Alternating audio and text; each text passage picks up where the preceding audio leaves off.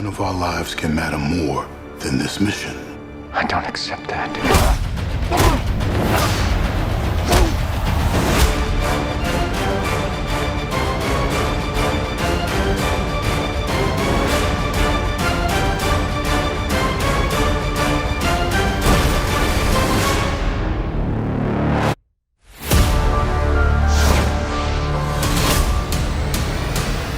We're going to go ahead and get to the next part of my stream. And I want to review, chat, Mission Impossible Dead Reckoning Part 1. For those that don't know, this particular film focuses on Ethan Hunt and the IMF, the Impossible Mission Force.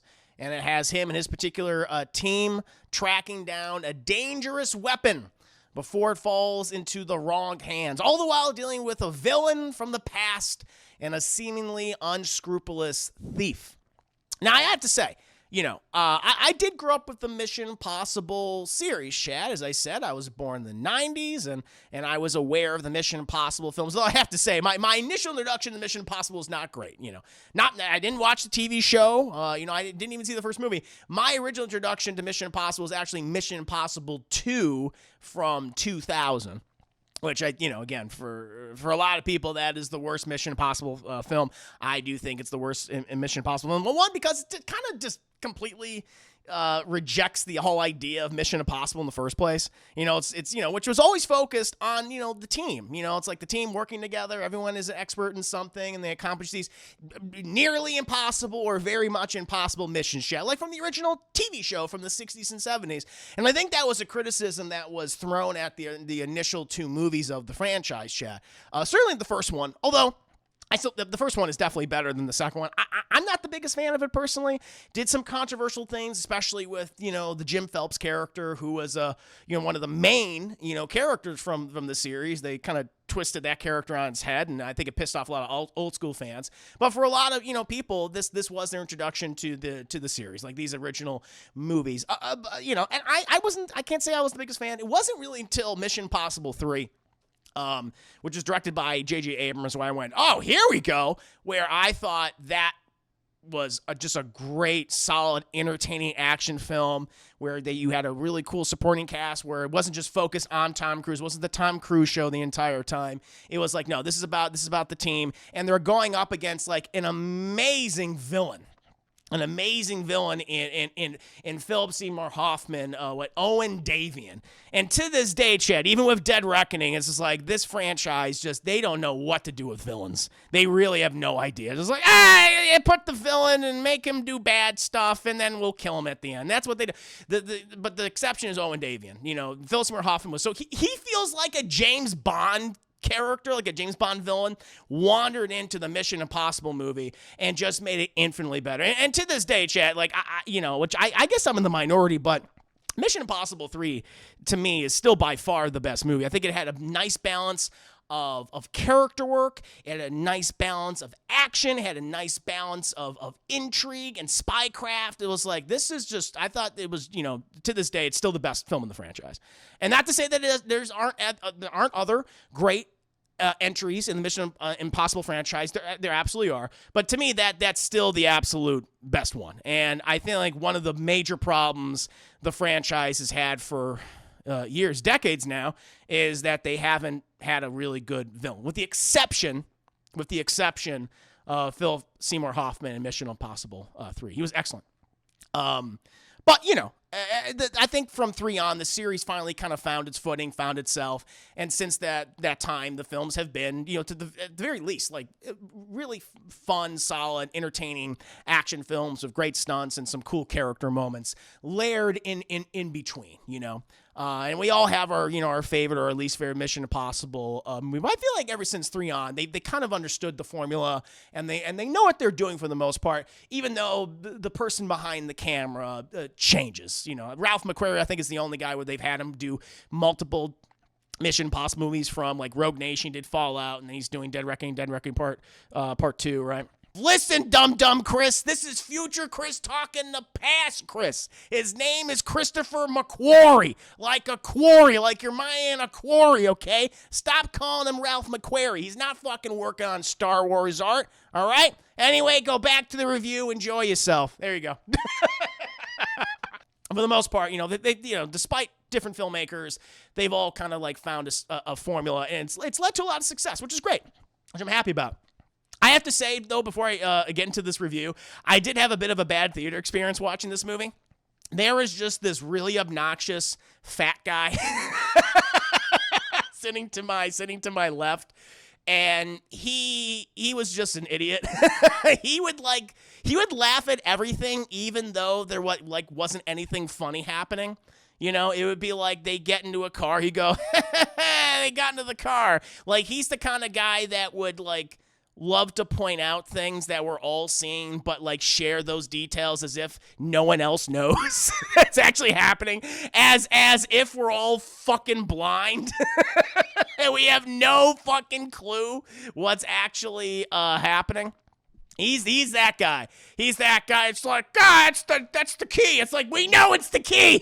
They've shown it 50 fucking times in the first hour. You don't have to point it out. It's like, shut up. And, and then his cell phone's going off. He has a flip phone, too. He went off twice, and he handed it to his fat fucking son, who was like, he's like, make quiet now. And the son's like, how, Dad?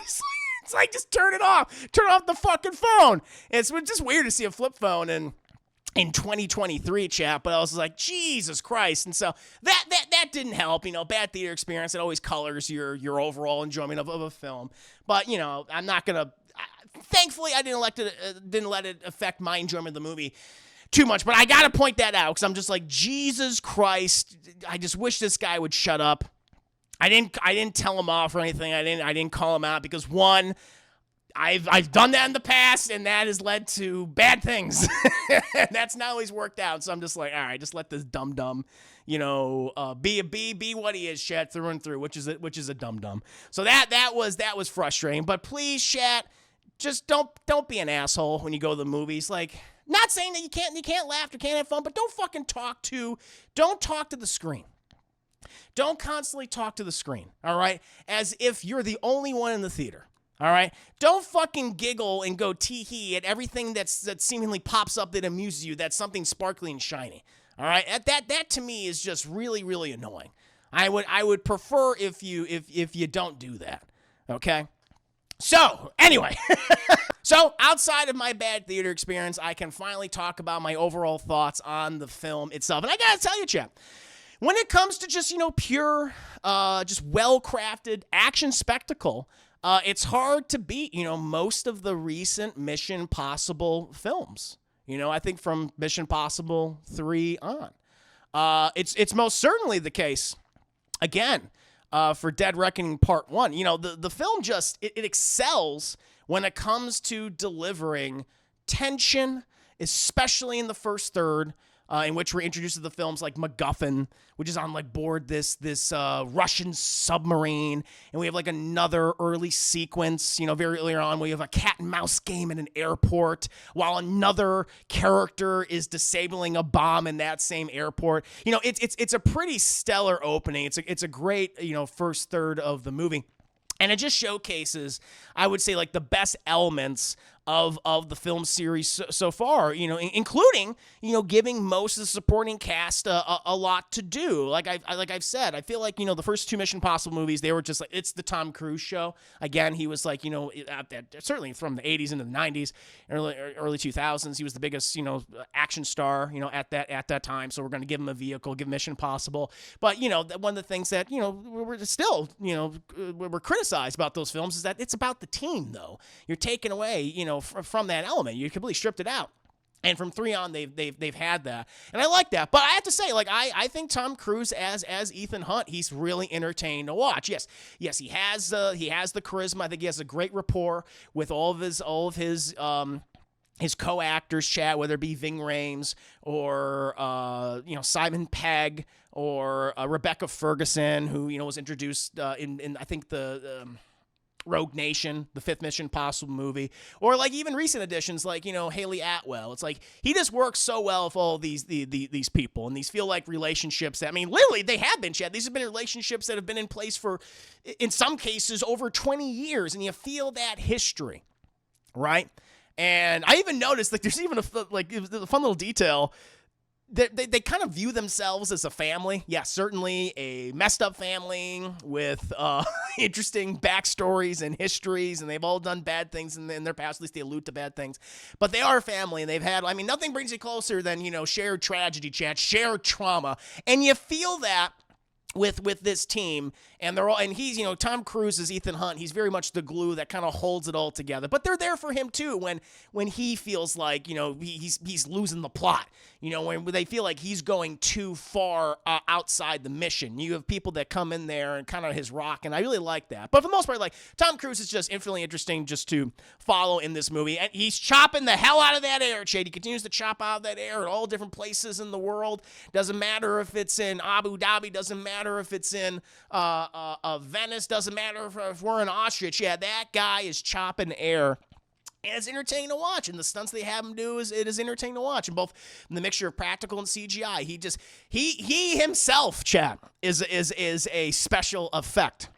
And it's fun to watch him do all this crazy stuff. So in terms of his performance, he just feels very comfortable as this character, which he should be at this point, because he's been playing it for nearly 30 years. That'd be sad if it's like, oh, you're getting worse playing this character. But no, he feels really confident playing this character, and I like watching him. Really find him entertaining. But then, like I said, you bring back these other characters, like all the way from the first movie, like Ving Rhames, who plays Luther, who is this hacker, who was originally recruited in the first movie. You could tell that Ethan and Luther have the closest relationship, because Luther is the one that, like, out of anybody, that will tell Ethan, like, you're messing up, you're fucking up, all right? And I'm telling you this right now because I love you, and I don't want anything bad to happen to you, and I don't want anything bad to happen to anyone else. And I like that, Ethan Hunt's character, he has such respect for Luther that he'll actually shut up, stop running, stop air chopping, and actually listen to him. And he's not like, yeah, whatever, mystical, magical black man. Okay, sure. He's like, no, he's going to listen to him. He's going to listen to his voice. And I like that. I like that they've had this really solid, fun relationship, but they can have these smaller moments when they're not just talking about, all this mumbo jumbo exposition, which we'll get to in just a bit, but they'll actually be like human beings to each other, and I like that. And they'll can move outside the mission and have an honest-to-God conversation with each other that feels natural, that feels like they've been friends for 30 years because they have been. And so that's great. Simon Pegg, of course. Simon Pegg, who was introduced in Mission Impossible 3, I think one of the best additions, outside of Philip Seymour Hoffman, as Owen, Davian. I think Simon Pegg was one of the best additions to the franchise. Chet initially as another hacker. He's the nerdy guy. He's the guy in the chair. But he has since become a field agent, and yeah, he does serve as a comedic relief, to these films. But he's kind of grown past just being the comic relief in these movies. Like, I have to admit, like, they give him some really cool scenes in this film. Some scenes are like really filled with tension. It's like, oh, how's he going to get through this? That's really fun and tense to watch. Chad. Like, again, I like the balance of that. Everyone gets something to do in this movie. It's not just Tom Cruise doing what Tom Cruise does. Everyone gets a certain task, and it's fun and cool and interesting to watch. And it shows how competent they are. And it's the same for Simon Pegg as Benji. But much like Ving Rhames' Luther, he has like these scenes which are really, really wholesome. I don't want to spoil this moment when it happens, but all I'll say, he is under some dire circumstances that are life-threatening to him and everybody else, and he has to answer a series of questions and riddles. And like one of the final riddles, I think it's like the second to last riddle that he has to answer, and it really shows like what his true colors are, what he really feels, especially about his fellow agents, and like the words in which he uses, like, that's a great. I thought that was one of my favorite moments of the movie. And again, it shows the history between all these people, and they're not just, comrades in arms, like they feel like a family. And that comes across in their actions and the dialogue. And I think Simon Pegg is really good in the movie. He's always been great in these movies. And I like that they've just given him more and more to do as the franchise has gone on. He has great chemistry with Tom Cruise. You think that those guys, like, again, Tom Cruise and Simon Pegg, who couldn't be more different, like seemingly more different from each other in terms of the films that they've made, their attitudes, how they approach their craft. But they work together. They work together really well. They have that chemistry. Again, it just helps that you've been working together for, I mean, in this case, almost 20 years making these movies. It's like, I would hope you guys like each other, but that comes across. And then even more recent additions, like Rebecca Ferguson as Ilsa Faust, who I guess was introduced in Rogue Nation. And I always like Rebecca Ferguson. I'll tell you what, I don't know if Christopher McQuarrie, I don't know if Christopher McQuarrie's a fan of Metal Gear Solid, but I would bet he is, because it feels like I'm just going to use Rebecca Ferguson and make her the big boss. Or excuse me, the boss, the Solid Snake of this movie. Because there's just so many elements to her character. Like, if you're familiar with the Metal Gear Solid games, then you would be like, wow, there's just a lot of that aesthetic that's being applied to these recent Mission Impossible movies, but especially with her character. Like, if you guys have ever played Metal Gear Solid 3, Snake Eater, there's a character named the Boss who's basically this character who's been disavowed by the United States, and she's kind of gone AWOL, but you find out more about her, and she's actually doing everything. She's doing a lot of good things. She's doing a lot of good things, but for, just in a bad way. Kind of the same way with Rebecca Ferguson's character of Ilsa Faust, who is this disavowed MI6 agent. Because they got her with the eye patch. Just aesthetically, she reminded me so much of Solid Snake, Naked Snake, The Boss, Big Boss. Really like her. But what I like about her performance is that it's not like a criticism. She just seems tired. She's just like, I am tired of running. This is hard. It's exhausting. You feel the weight of the world on top of her because of her circumstances. But she has this great connection with Tom Cruise, Ethan Hunt. Like, he is really the only person, she trusts in her life, because her life has just gotten so bad over the, these subsequent films and over all these years that, she's in a really bad headspace. But she has that one person who she clearly likes, loves, chat, and respects. And that comes across in her performance, but you just feel this kind of weight. She feels like the character who's the most tired out of all. But again, that's not a criticism. I think that is important to what happens to her throughout these movies. She didn't want to be put into this type of position. It's weighing on her now, and I really like that. Plus, she just looks fucking cool. But the most recent addition, Haley Atwell, who plays the character of Grace, who is this thief, con artist, femme fatale. Amazing. She is such a great addition to this cast. I gotta say, like, I gotta, I talked about it during my Captain America, the First Avenger review that I did last week, chat, in honor of the 4th of July. And I was like, wow, Haley Atwell's beautiful, chat. I don't know how it's possible. She's even hotter here. She is gorgeous, chat. Absolutely gorgeous. The thing is, they don't even put her like in skin-tight dresses or whatever. She's just wearing normal human clothes. It's like, how can you look that hot wearing just normal human clothes? But she does. She nails it. Now, she's everything you want in a femme fatale. She's competent, but sometimes she's like clearly over her head. It's like this perfect balance. Like, she is really good in her field and her craft, being a thief, being a burglar, being a robber, being a con artist, right? Being a manipulator. But she kind of walks into this world of IMF, of Mission Impossible. And she's like, Jesus Christ! Like, she didn't even expect like how crazy you could get. And she kind of feels, to a degree, like almost like the audience avatar. Like, if this is your first Mission Impossible movie you ever watched, then you're Haley Atwell's character. Like, oh yeah, I've seen this spy movie. I know this spy series. I got it. And then you're like, oh my God, this is what it's like. This is what it's truly like at the upper echelon of spycraft. And so she's she feels like almost like a goldfish in an ocean. But again, she displays her competence throughout the movie, and her chemistry with Tom Cruise is excellent. They have the most screen time, I think, out of anyone in this film together, and their back and forth, the action scenes they put them in is really good.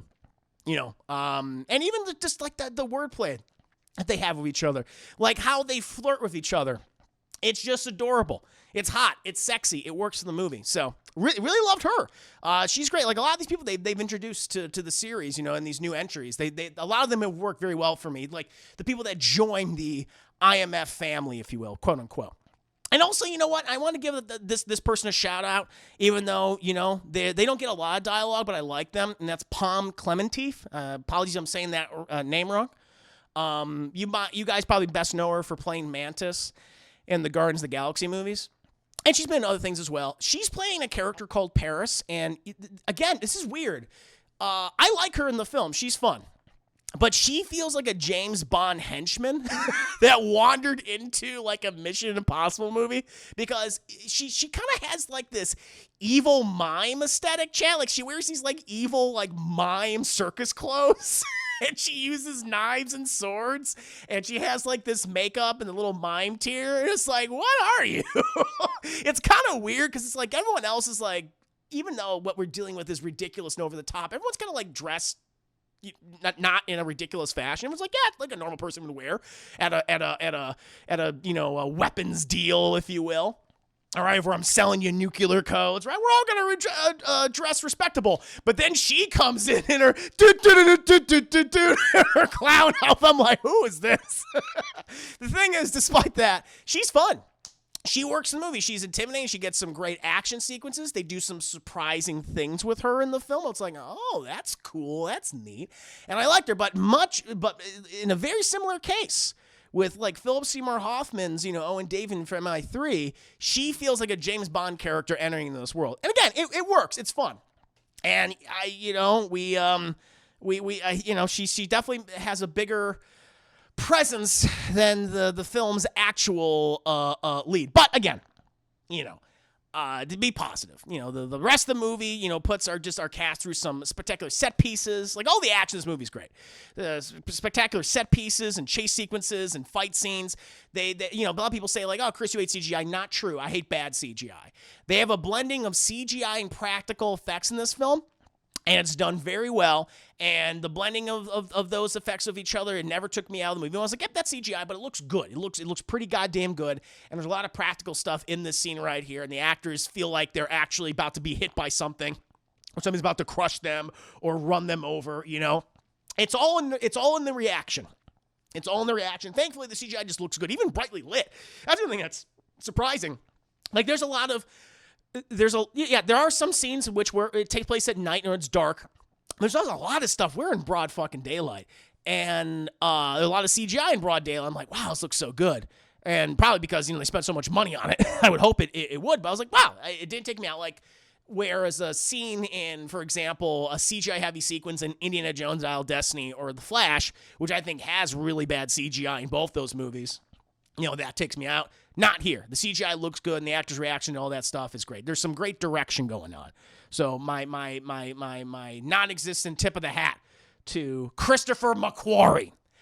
I have to say though, Chad, I do have some criticisms of this movie. It's weird. I'm in a weird place with this specific character. Henry Czerny, is that how you say his name? Henry Czerny. He returns as Eugene Kittredge. To the films. He was first and last seen in the original Mission Impossible, Chad, is the handler, the evil handler, if you will, of Ethan Hunt. And I'm like, who gives this guy a job? Because he's up to no good. And so like his whole presence here is just like, this is just kind of weird, like knowing exactly what this guy is all about. And his function in the movie. His function during the movie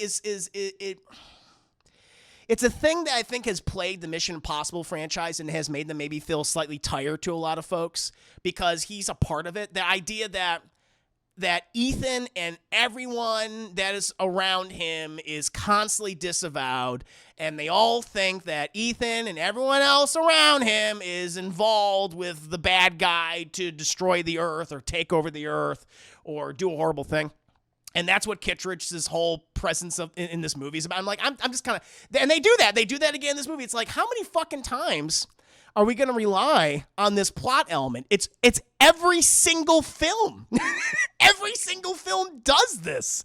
And I'm just like, can we stop Can we stop? Like, and listen, I don't want to spoil too much, but there's actually a conversation about that in the movie. It's like, well, we talk about it, then it's fine. And I'm just like, no, just because you bring up and you talk about it doesn't mean you can get away with it anymore. I'm kind of sick of that. I'm sick of kind of just that being used over and over. And they use it again here. It's just like, guys, come on. It's like, how many times has he saved him and everyone else in his team? How many times have they saved the United States, the Earth, the planet? It's like, and we're like, no, this time, you know what? Despite them saving all of us like 6 other times, he's bad again. I was like, come on. This is the time that he turned. I'm like, oh, okay. So that never worked. That's tired. You got to move away from that. Although they're not going to do that for part 2, as far as I know, because they're going to continue on with that. But I'm sick of that. And my second biggest criticism, and this is a criticism that has always been a part of the Mission Impossible franchise, the villains suck. The villains are not very interesting, aside from Philip Seymour Hoffman as Owen Davian from Mission Impossible 3. He's fantastic. They have Isai Morales, who plays this character named Gabriel, and he's just bad. He has this, I don't want to see what the MacGuffin of the movie is. It kind of deals with, all I'll say is it deals with AI technology, and he's like, I want all in on this thing. And he's evil for the sake of being evil. But the thing that kind of bothers me about him is that he's kind of retconned into the history of Mission Impossible, in a really kind of rough, unsatisfactory way. And it's like, oh, yes, before you joined the IMF, Ethan Hunt, I was the guy. It was me, Ethan. It was me the whole time. And listen, I am not against retconning. I'm against bad retconning. For example, like I talked about Stranger Things season 4. Like they talked about how the character of Vecna, that was a retcon. They did not start writing the series with that character in mind, but they thought over time, and they got up to this season like, you know what, we can kind of build up this lore, build up this world even more, introduce this character in a more organic way. And they nailed it. They did it. That was an excellent retcon, and it works. And it works for the series itself. It works for the season. It sets up even more like interesting things, possibly for season 5. And that was a good retcon. Like, retcons are not inherently bad. A lot of them can be bad. And in this case, I'm like, who are you? And why do you think like you're responsible for everything? And they just give him generic bad guy lines. They have him doing generic bad guy things because reason, they don't really explain that reason. He says, I'm doing it because I'm evil. And it's like, okay. And so I just kind of found, and I don't think it's the actor's fault. It's not his fault. It's the writing. And that's frustrating because I feel like, you could probably do something really fun with this guy and make him interesting. But when you're just doing a really bad retcon, and when you just, make his whole thing is like, I just want to be evil for the sake of being evil because I'm a nihilist. I'm just like, oh, okay. That to me is like really, really boring. So those are my like biggest criticisms of this movie. It's just like we're kind of relegating the same plot over again with at least one of the plot elements with like Ethan is disavowed and everyone that's associated with him is disavowed because everyone thinks they're bad. I'm just like, can we stop with that? That is not working anymore. And the villains are bad, exception of Palm Clementif and Henry. Henry says he's fine, but yeah, this guy I'm just like, oh, and knowing that this is going to go into part 2 because that's the other thing. This is very much a part 1. It ends where it's like, oh, find out what happens in a year from now, which. That seems to be the case of all these part 1, part 2s, like big cliffhanger movie just kind of stops and it's like, okay, all right, we'll have to wait, and that's frustrating. It's, whether it be, for Harry Potter or for, Across the Spider-Verse or whatever else. It's like, God damn it. All right. But I just wish they wouldn't always rely on that same plot element. And you gotta write these villains better. I mean, come on. When your henchwoman, whatever, is more interesting than you, I want to follow them. I was like, well, this is an interesting element they're dealing with them. I want to see that. Then you've made a mistake. You've made a mistake in the writing process. So, but outside of that, like I still think it's a really entertaining summer blockbuster. I don't think it's the best Mission Impossible movie in the franchise. Again, for me personally, 3 and 4 are still probably my favorites. Ghost Protocol, for those who don't know, 4. But still entertaining. It's still a great Mission Impossible movie. It's still a great action blockbuster. There's a lot that works about it. Tom Cruise kicks ass. His supporting cast is really good. And there's some wonderful action set pieces and some really fun choreography. and great use of CGI and practical effects. So I think it's well worth seeing in the theater, as long as you don't sit next to a fat, dumb guy who giggles every time something shiny pops on screen. But other than that, chat, I enjoyed the movie. What about you guys? What did you think of Mission Impossible Dead Reckoning Part 1?